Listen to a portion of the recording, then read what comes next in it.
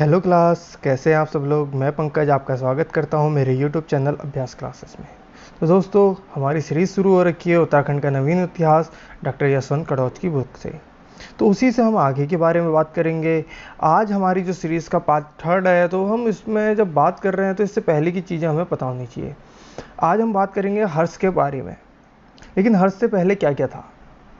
तो मैंने आपको बता दिया कि हर्ष से पहले हमारे उत्तराखंड में एक कुलिंद राजवंश हुआ करता था। कुलिंद राजवंश के पश्चात आपके यहाँ शक आए। शकों का संबंध आपका अल्मोड़ा कटारमल से दिखाता है। उसके बाद कौन आए? उसके बाद आएगा कौन? कुषाण आए। कुषाण शासकों के आपके यहाँ पर मुद्राएं प्राप्त होती हैं। फिर नाग आए, फिर यदु आए, और फिर यदुवर्मन यदुवंश जो आपकी सिंह वंश भी आपको इसको जाना जाता है। ठीक है। इसके पश्चात धीरे धीरे आपका कर्तपुर और मौखरी वंश आए। मौखरी वंश का राजा हुआ करता था ग्रहवर्मा। ठीक है, जो कि आपका हर्षवर्धन का दामाद था। हर्षवर्धन की बहन का विवाह ग्रहवर्मा के साथ हुआ था। मौखरी वंश के राजा का आपका उसने उत्तराखंड पर शासन किया। उनकी मृत्यु हो जाने के पश्चात हर्षवर्धन ने पूरे के पूरे उत्तराखंड में अपना आधिपत्य स्थापित किया। हर्षवर्धन के काल को आपका वर्धन साम्राज्य भी कहते हैं, थानेश्वर का वर्षन वर्ष भी कहते हैं, और आपका हर्ष काल भी इसको कहा जाता है। ठीक है, तो अलग अलग नामों से इनका आपका टाइम पीरियड दिखाया गया है। तो होता क्या है कुछ ऐसा कि जब हर्षवर्धन अपने यहाँ साम्राज्य स्थापित करता है, तो धीरे धीरे कुछ समय पश्चात क्या होता है, जो हर्षवर्धन का टाइम पीरियड है वो टाइम पीरियड कुछ यह है 606 से 647। इसका मतलब 647 में हर्षवर्धन की क्या हो जाती है? मृत्यु हो जाती है। जब हर्षवर्धन की मृत्यु हो जाती है तो उत्तराखंड को जिसने पूरा जोड़ के रखा था, यहाँ पर एक अराजकता का युग आ जाता है। आप अराजकता भी बोल सकते हैं, बहुराजकता भी बोल सकते हैं। अराजकता मतलब कोई एक राजा नहीं है, और बहुराजकता मतलब हर कोई अपने आप को राजा मान रहा है। तो जिससे कि आपकी पूरी उत्तराखंड की अर्थव्यवस्था खराब हो गई। तो हर्षवर्धन की मृत्यु के पश्चात अलग अलग जगहों पर क्या हो गया, लोग रहने लगे, अपना आधिपत्य समझाने लगे कि हमारा यहाँ आधिपत्य है, यहाँ आधिपत्य है। हर्षवर्धन के टाइम पीरियड में ही आपको पता होगा चीनी यात्री ह्वेनसांग आया था। ठीक है, सन 634 के आसपास। ठीक है, जब चीनी यात्री ह्वेनसांग आया तो उसने उत्तराखंड के अलग अलग जगहों में यहाँ घूमा। जब यहाँ घूमा तो अलग अलग जगहों के बारे में उसने अलग अलग टिप्पणी की है। 634 में उत्तराखंड पहुंचा था, लेकिन वो अपना अगर हम बात करेंगे तो चीन से निकला था 600 में। वहां से निकलने के पश्चात धीरे धीरे जब उसने उत्तराखंड की यात्रा की तो अलग अलग जगह हर आपका ह्वेनसांग का आपका यात्रा वृत्तांत है। उसका नाम आपको पता होना चाहिए। क्या है उसका यात्रा वृत्तांत का नाम? जी बिल्कुल, CU की। क्या नाम है उसका? CU की। तो आपको उनका यात्रा वृत्तांत याद होना चाहिए। उसने अलग अलग नाम दिए उत्तराखंड की जगहों को, अलग अलग चीज़ें कहीं। मैंने आपको बता दिया था कि यहाँ पर जो महिलाएं रह रही थी उसको उसने स्वर्ण गोत्र का टाइम पीरियड कहा है। सियुकी में उसने हिमालय को पोली हीमोपूलो कहा है। और अगर हम हरिद्वार की बात करते हैं तो मोयूलो कहा है। मोयूलो मतलब मयूर क्षेत्र। तो अलग अलग उसने आपके क्या करे, नाम दिए। ठीक है, जो कनिंघम था वो क्या करता था, जो भी आपके कुछ नाम देते थे, या एक कनिंघम एक आपके इतिहासकारी हुआ करते थे, वो क्या करते थे कि जो आपके नाम देके गए हैं, जिन्होंने कुछ ना कुछ कहा है, कि उनके बारे में स्पष्टीकरण करते थे। तो उनके अनुसार मोयूलो का मतलब होता था मयूरपुर, और मयूरपुर क्षेत्र कौन सा है आपका? हरिद्वार। इसके अलावा कनिंघम ने आधुनिक गढ़वाल और पूरे कुमाऊं को क्या कहा है आपका? ब्रह्मपुर कहा है। क्या कहा है? ब्रह्मपुर। ब्रह्मपुर की पुष्टि कर रखी है आपकी कुमाऊं और गढ़वाल से। तो अच्छी खासी चीज़ें हैं इनकी जानने वाली। ठीक है, चलिए हम थोड़ा सा आगे करते हैं। थोड़ी सी बात यहाँ पर हमारी ये समझने की है, जो आपका ह्वेनसांग था उसके टाइम पीरियड पे जब वो यहाँ आया था, तो उत्तराखंड में सबसे अधिक मात्रा में क्या थे? बौद्ध मठ। बौद्ध मठों का आपका अत्यधिक होता। क्या आया, कहाँ से आया, चलिए वो बात बाद में करते हैं। ठीक है, फिलहाल बौद्ध मठों के बारे में बात करते हैं। उसके पश्चात क्या हुआ? हर्षवर्धन की मृत्यु हो गई। हर्षवर्धन की मृत्यु होने के पश्चात उत्तराखंड आपका 3 बहुल राज्यों में बटा, 3 अलग अलग खंडों में बटा। सबसे पहले एक कटा वो ब्रह्मपुर में, दूसरा आपका शत्रुघ्न में, और तीसरा आपका गोविशाण। ये अलग अलग जगहों में क्या हुए, अलग अलग क्षेत्र आपके बट गए। ब्रह्मपुर, शत्रुघ्न, गोविशाण। गोविशाण तो आपका काशीपुर हो गया, शत्रुघ्न आपका सहारनपुर वाला क्षेत्र, ये पूरा का पूरा। ब्रह्मपुर आपका उत्तराखंड का कुमाऊं गढ़वाल पूरा पोर्शन माना जाता है। तो ऐसे आपका ये क्या हुआ, पूरा का पूरा बट गया। चलिए अब देखते हैं हम किताब में क्या कहता है इसके बारे में। बोला हर्ष के पश्चात मध्य हिमालय, मतलब हर्षवर्धन की मृत्यु। इसमें हर्षवर्धन के बारे में ज़्यादा दिखाया नहीं है, लेकिन हर्षवर्धन की मृत्यु के पश्चात का हिमालय के बारे में बात कर रहा है। बोला कन्याकुब्ज में सन 647 में वर्धन वंश का अंत हो गया, जैसे कि हर्षवर्धन की मृत्यु हो गई। फलतः मध्य हिमालय में शत्रुघ्न, ब्रह्मपुर और गोविशाण के 3 पुराने जनपद अब कन्याकुब्ज साम्राज्य से स्वतंत्र हो गए थे। ये मैं जो आपसे बात कर रहा था, तो 3 स्वतंत्र आपका सत्ता बन गई थी, शत्रुघ्न, ब्रह्मपुर और गोविशाण। इसके पश्चात ये तीनों जनपद पहले कुलिंद राज्य के खंडित होने पर स्थापित हुए, तदनुसार लघु अवधि के लिए श्री हर्ष के शासनांतर्गत रहे। ठीक है, उनके अंतर्गत रहे। अच्छा, यहाँ पर मैंने आपसे एक चीनी यात्री की बात कर रखी है, चीनी यात्री ह्वेनसांग, और यहीं पर एक चीनी यात्री और नाम आता है क्या, युआन चौड। देखिए इनका भी टाइम पीरियड है 634। चीनी यात्री है, इस बारे में पुष्टि नहीं की जा सकती कि युआन चौड और ह्वेनसांग का संबंध अलग अलग है कि या ये दोनों एक ही है, क्योंकि कहीं कहीं पुस्तकों में ये दिखाया गया है कि युआन चौड ही ह्वेनसांग है, क्योंकि उस टाइम पीरियड में सिर्फ एक ही चीनी यात्री आया था। और कहीं कहीं ऐसा भी कहा गया कि युआन चौड अलग था और ह्वेनसांग अलग था। ठीक है, तो यहाँ पर हमारी बात हुई है युआन चौड। आपकी हम परीक्षा वाणी की बात करेंगे तो उसमें भी युआन चौड का वर्णन किया गया। ठीक है, तो यात्रा वृत्तांत या तो हमें सीयू की या युआन चौड की कोई यात्रा वृत्तांत होगी, उससे हमें जानकारी मिलेगी।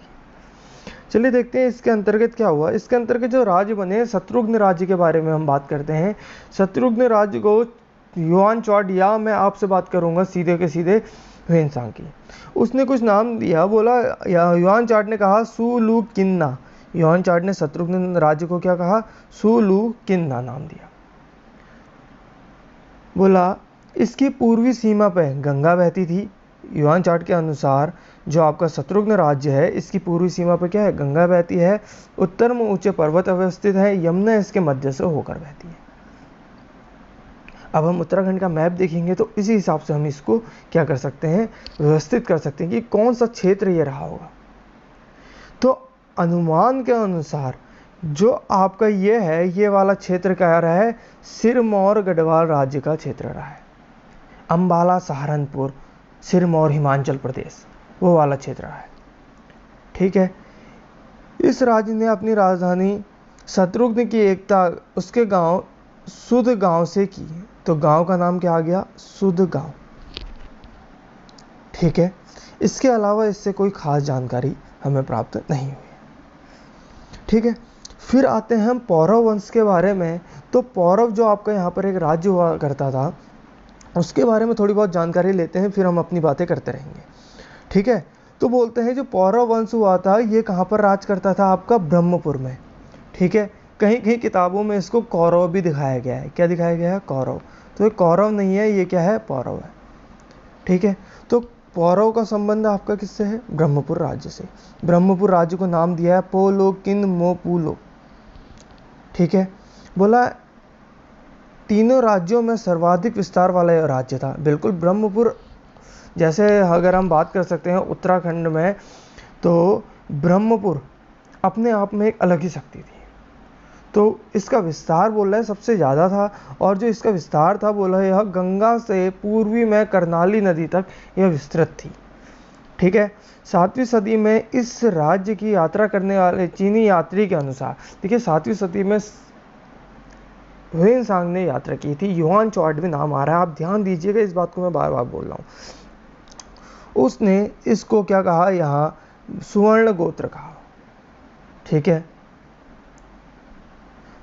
यात्री ने ब्रह्मपुर शासक का नाम नहीं दिया। जिसने यहाँ पर कहा कि यहाँ पर एक महिला राज हुआ करता था, अच्छा खासा राज हुआ करता था, तो उसने एक शासक का नाम दे दिया और उस पूरे को क्या कहा, स्वर्णगोत्र कहा। परंतु तालेश्वर के ताम्र पत्रों से ब्रह्मपुर राजाओं के राज का प्रकाश पड़ता है। लिपि के आधार पर इन ताम्र शासनों में 6ठी सदी माना गया है। ठीक है, दोनों ताम्र शासन राजधानी ब्रह्मपुर से निर्गत है, जिसके अंतर्गत ब्रह्मपुर नरेश सोमवंशी पौरव राजवंश के थे। ठीक है, और पौरव को ही आपका क्या कहते हैं, पर्वताकार राज्य भी कहलाता है। पौरव राजवंशी क्या कहलाता है, पर्वताकार राज्य भी कहलाता है, जिसका विस्तार गिरी अवली तथा पूर्वी गढ़वाल से कुमाऊं के अधिकांश भाग में हुआ था। अब पौरवों से संबंधित अगर हम बात करते हैं तो कुछ राजाओं के नाम यहाँ पर जो उसमें मुद्रित हैं उनके नाम आ रखे हैं। तो नाम क्या है, विष्णुवर्मन प्रथम, वृषवर्मन, अग्निवर्मन, द्युतिवर्मन, ये पौरव वंश के राजा। इसके अनुसार जो द्युतिवर्मन का आपका ताम्रलेख है उसमें अग्निवर्मन और द्युतिवर्मन के बारे में बात की है, और जो विष्णुवर्मन का ताम्रपत्र है उसमें अग्निवर्मन, द्युतिवर्मन और विष्णुवर्मन द्वितीय के बारे में बात कर रखी है। तो जो हमें ताम्र मिले हैं यहीं से हमें इनके बारे में जानकारी मिली है। ये द्युतिवर्मन का हमें ताम्रलेख मिल रखा है, और ये विष्णुवर्मन का कहाँ से मिल रखे हैं, तालेश्वर से। कहाँ से मिल रखे हैं, तालेश्वर से। तो ये याद करना है हमने। ठीक है, तो यहाँ पर ये चीज़ होगी।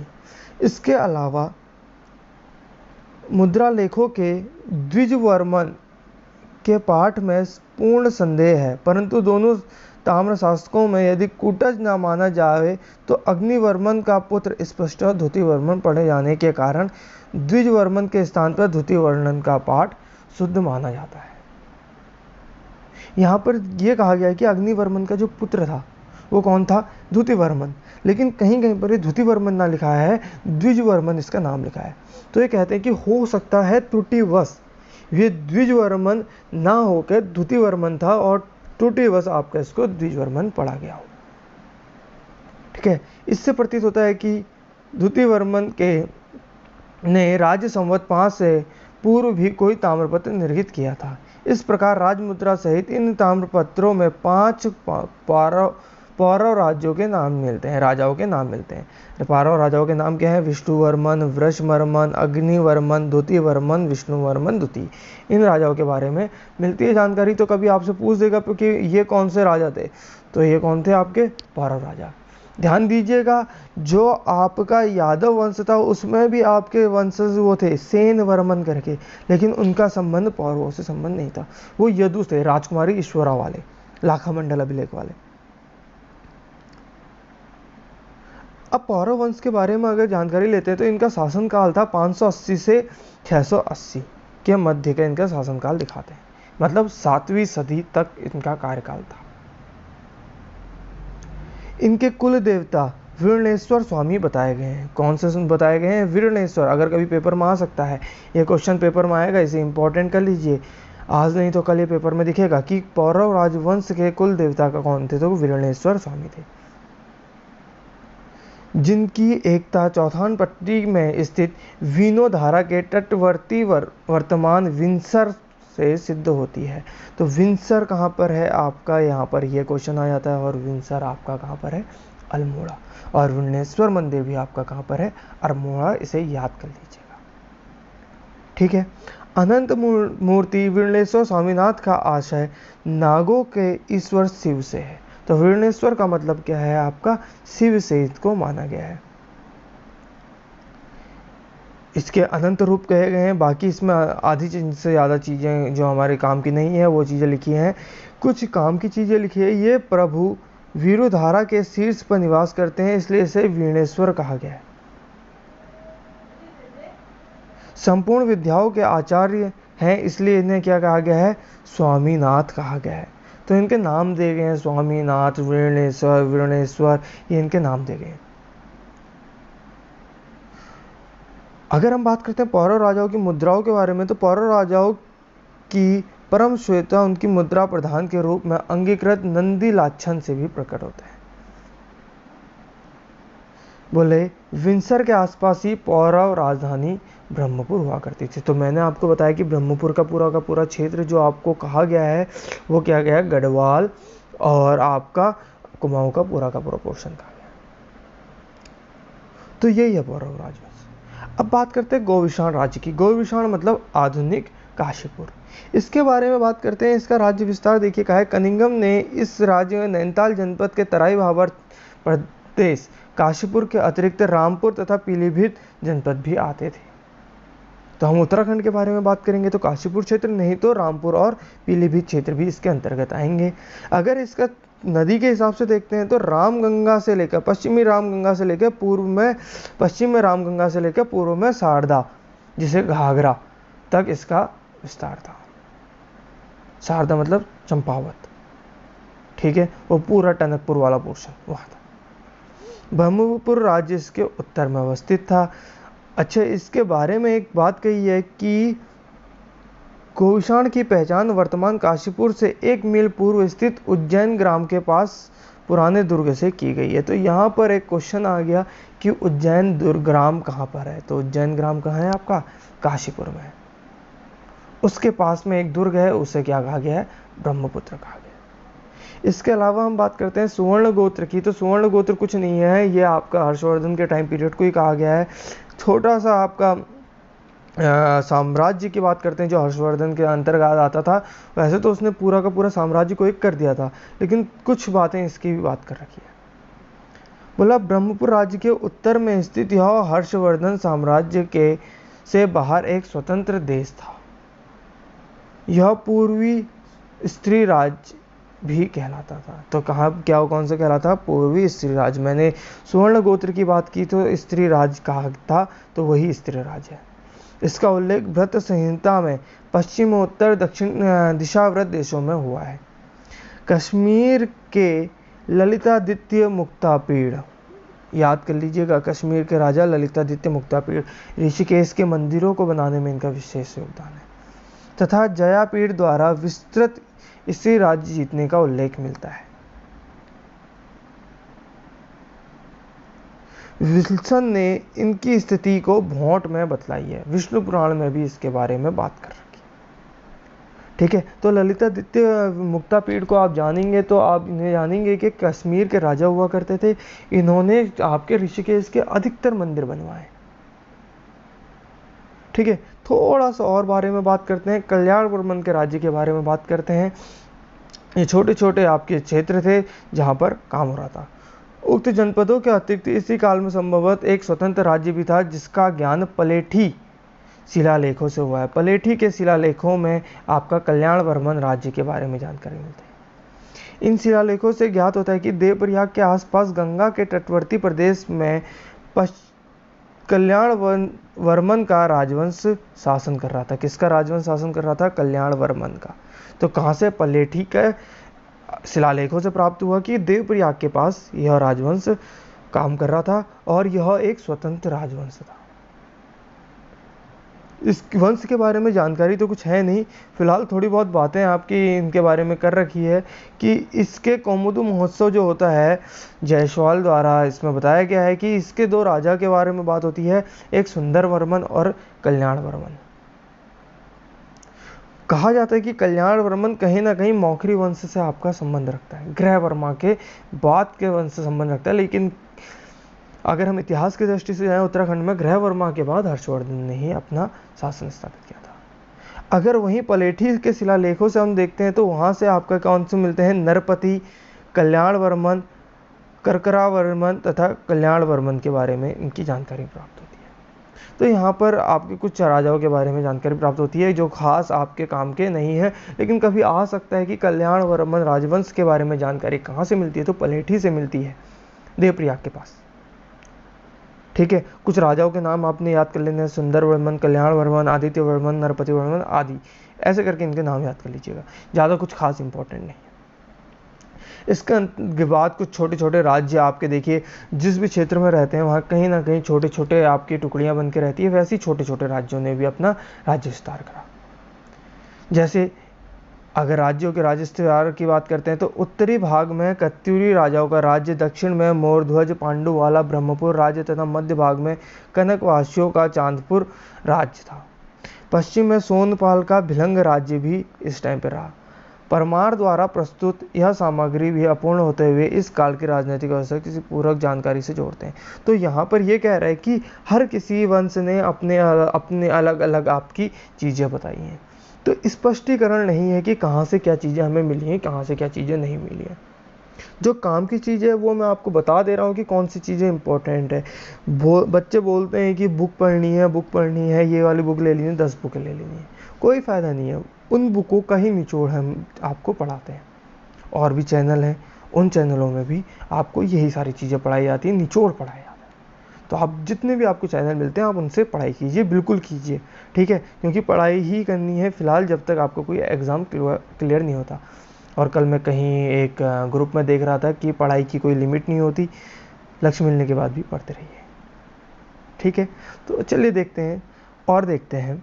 बोलते हैं परमार, देखिए अब ये देखिए परमार राजवंश, हम आपके गढ़वाल वंश के बारे में बात करते हैं, पाल वंश परमार वंश के बारे में बात करते हैं।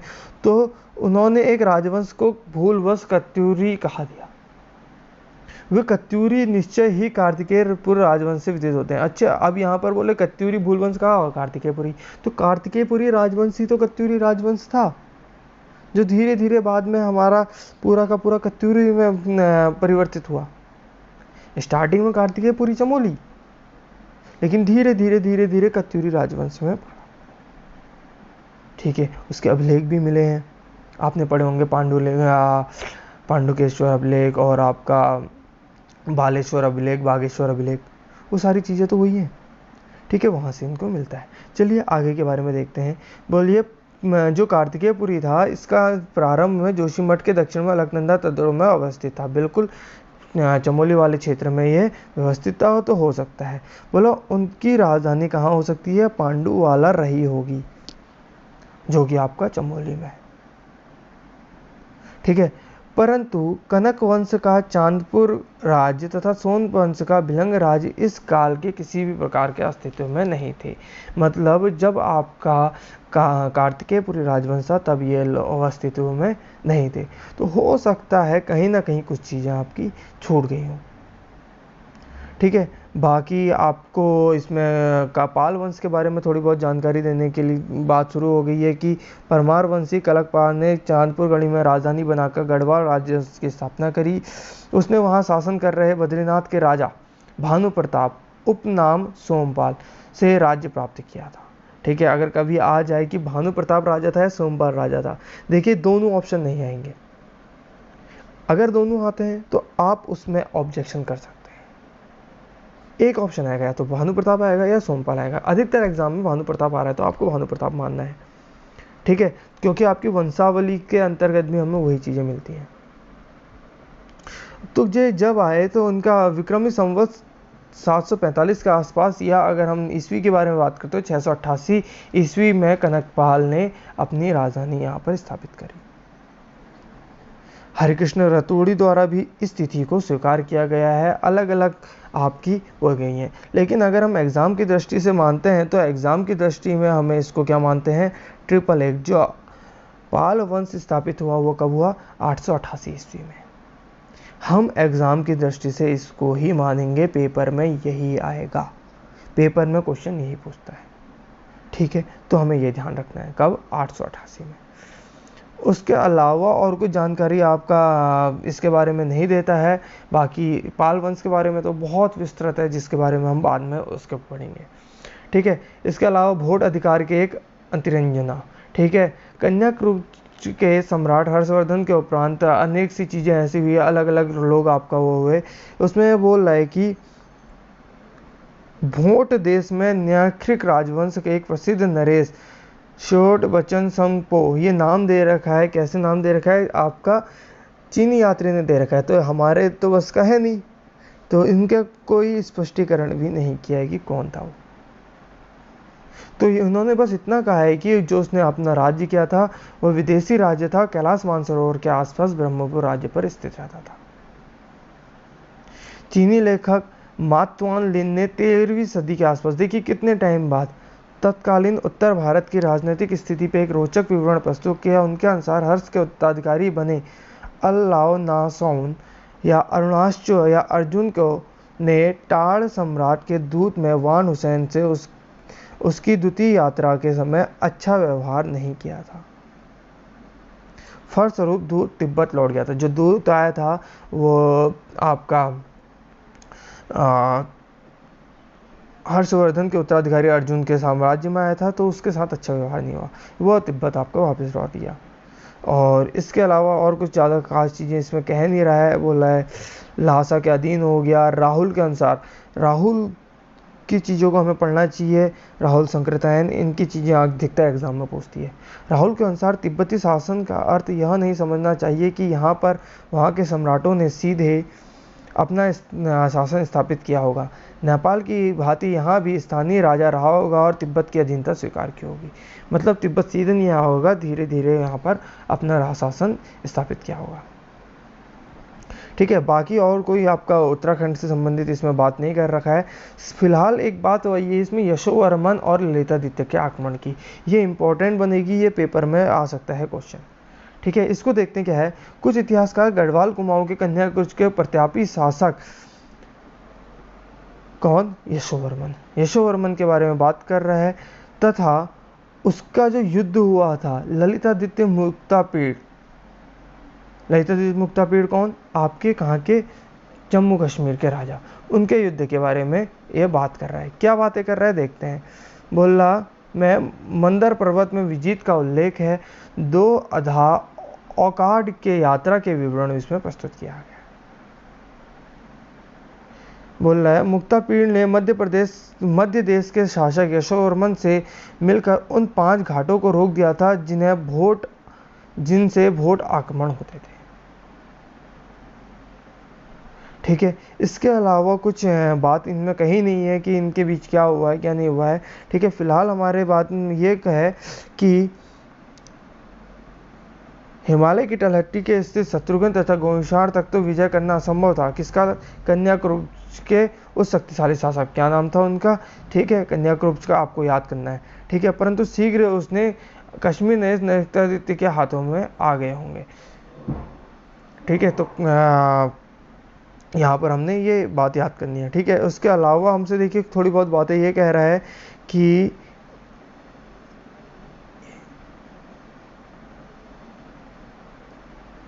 ये कन्या, ये देखिए हम देख चुके हैं कि काल में भोटियों के होता है, ये आप पढ़ लीजिएगा, इतना कुछ खास इंपॉर्टेंट नहीं है। ये ललितादित्य मुक्तापीड़ का नाम याद कर लीजिएगा। यहाँ पर हमें याद करना है थोड़ा सा। बोला रजत तरंगिणी के अनुसार यशोवर्मन पर विजय उपरांत यमुना के उत्तरी तटों से लेकर कालिका तक के मध्य का कन्याकुब्ज मानो ललितादित्य का गृह प्रांगण बन गया था। कि मतलब ललितादित्य का पूरा शासन हो गया था। इसके अलावा और कुछ नहीं, गोपेश्वर के कश्मीरी हाट के नामक स्थान पर अवश्य है, परंतु वहाँ गणपति नाग से संबंध रखता है और ललितापुर से निश्चयपूर्वक नहीं कहा जा सकता। रजत तरंगिणी के अनुसार इस नरसिंह मंदिर बनवाने का वर्णन किया गया। अच्छा, नरसिंह मंदिर बनवाने का वर्णन किया है, तो यहाँ पर यह क्वेश्चन बन सकता है, रजत तरंगिणी के अनुसार जो आपका ललितादित्य मुक्तापीड़ था उसने क्या करा था, नरसिंह मंदिर बनाए थे। कहाँ, जोशीमठ में ये कर रखा था, तो इसे याद कर लीजिएगा। कुछ लेखकों के अनुसार जोशीमठ में नरसिंह मूर्तियों की स्थापना ललितादित्य मुक्तापीड़ ने ही की थी। ठीक है, तो इन चीज़ों को आपने याद रखना है। ठीक है, और इसके अलावा अगर हम बात करते हैं तो ये आपके काम का नहीं है, इसमें कुछ आपने याद नहीं करना है। ठीक है, और इसके बाद जो हमारी सीरीज में आएगा उसमें आएगा कार्तिकेयपुर राजवंश।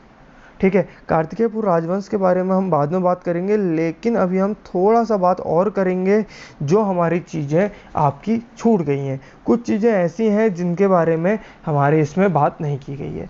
तो क्या हुआ, कुछ ऐसा हमें चीज़ें पता होनी चाहिए कि जो पौरव, देखो जो हमें कुछ जानकारी प्राप्त होनी चाहिए। जो पौरव वंश है उसकी जो बारे में जानकारी मिली है वो कहाँ से मिली है, हमें तालेश्वर अभिलेखों से मिल रखी है, तारेश्वर से ताम्रपत्रों से मिल रखी है।